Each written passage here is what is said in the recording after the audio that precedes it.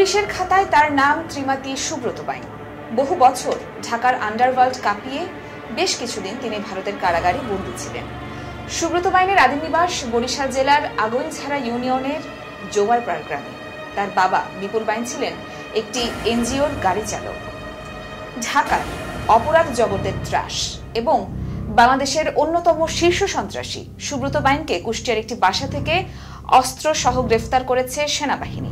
এ সময় তার সহযোগী মোল্লা মাসুদকেও গ্রেফতার করেছে সেনাবাহিনী।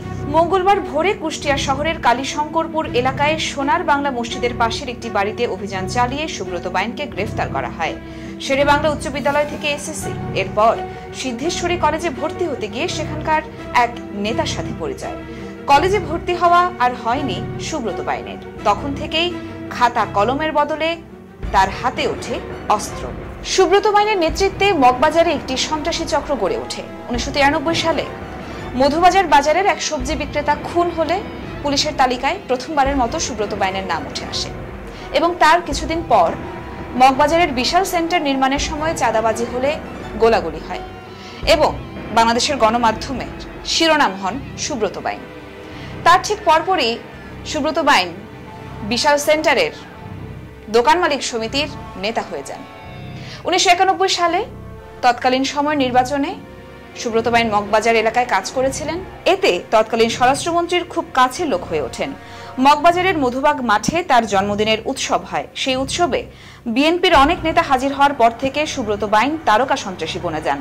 তারপর 1994 সালে ঢাকা বিশ্ববিদ্যালয় এলাকায় ট্রিপল মার্ডারের নেতৃত্ব দেন সুব্রত। তাছাড়া মগবাজারের রফিক, সিদ্ধেশ্বরীর খোকন সহ বেশ কয়েকজন তার হাতে খুন হন।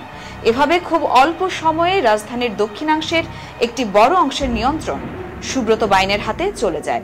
তার বিরুদ্ধে সে সময় কমপক্ষে 30টি মামলা হয়। তার ভিতর 1991 সালে আগারগাঁওয়ে মুরাদ খুনের ঘটনায় তার যাবজ্জীবন হয়। 1997 সালে নয়াপল্টন এলাকার একটি হাসপাতাল থেকে গোয়েন্দা পুলিশের ওসি আকরাম হোসেন গ্রেফতার করেন সুব্রত বাইনকে। বছর দেড়েক জেলে থাকার পর জামিনে বেরিয়ে যান। 2001 সালের 25 ডিসেম্বর 23 জন শীর্ষ সন্ত্রাসীর নাম এবং তাদের ধরিয়ে দেওয়ার জন্য পুরস্কার ঘোষণা করা হয়। এই তালিকায় প্রথম ছিল সুব্রতর নাম। তার নামে ইন্টারপোলেও নোটিশ দেওয়া হয়। তারপর সুব্রত ঢাকা ছেড়ে কলকাতায় ঘাঁটি করেন। ভারতে গিয়ে সেখানে জমি কিনে স্থায়ীভাবে বসবাসের জন্য যাবতীয় নথিপত্র তৈরি করেন সুব্রত।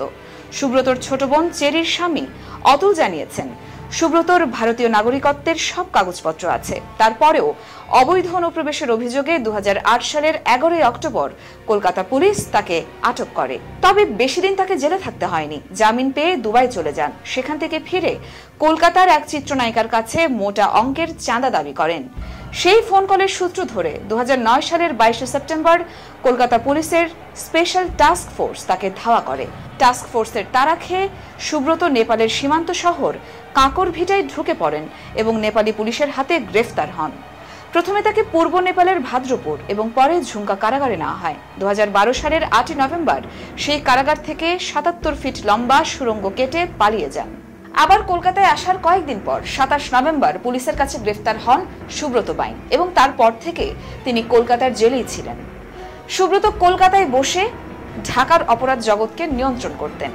সড়ক এবং জনপথের বড় বড় ঠিকাদারিত্বের কাজ তিনি ভাগাভাগি করতেন এবং সেই চাঁদার টাকায় তিনি ভারতের নদিয়ায় 50 বিঘা জমি সহ একটি বাগান বাড়িও কিনে ফেলেন। ইয়র্মা শায়ের জাহান, দেশকাল নিউজ।